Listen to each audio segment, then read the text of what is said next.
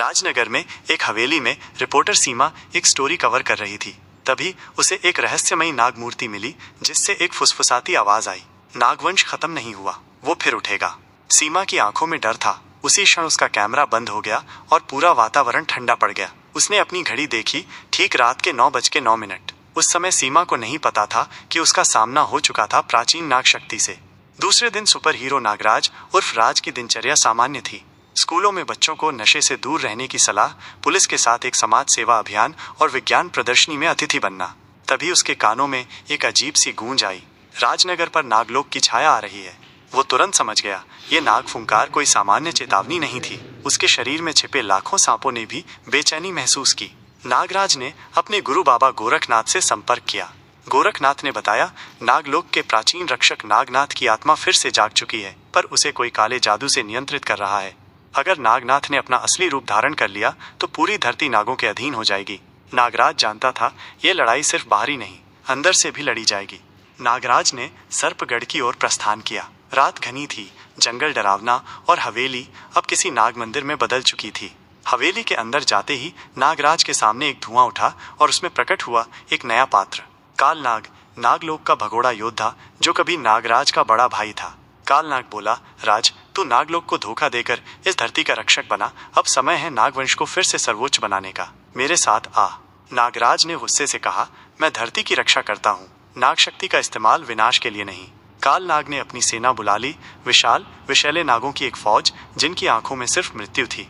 नागराज ने भी अपनी ताकत जगाई। उसके शरीर से हरे, नीले, काले, सुनहरे रंग के सांप निकले। हर सांप एक अस्त्र था। एक भीषण युद्ध छिड़ गया। बिजली की तरह नागराज हवा में लहराया। उसकी सांप रस्सियां पेड़ों को काटती हुई दुश्मनों को बांधने लगी। कालनाग ने नागजाल चलाया, एक ऐसा जादुई मंत्र जो किसी को भी पत्थर बना सकता था। पर नागराज ने अपनी सबसे घातक शक्ति नागमणि प्रहार का प्रयोग किया, जो नागलोक के सबसे पुराने मंत्रों में से एक था। इसने कालनाग को अस्थायी रूप से कमजोर कर दिया। युद्ध के दौरान नागराज को एक रहस्य पता चला, कालनाग को कोई और नियंत्रित कर रहा था। तभी हवा में एक धुआं घुला और उसमें एक तांत्रिक प्रकट हुआ, वही तक्षक जो कभी मरा समझा गया था। तक्षक बोला, मैंने नागनाथ की आत्मा को फिर से जगाया है। अब नागों की दुनिया वापस आएगी और इंसान होंगे सिर्फ हमारे दास।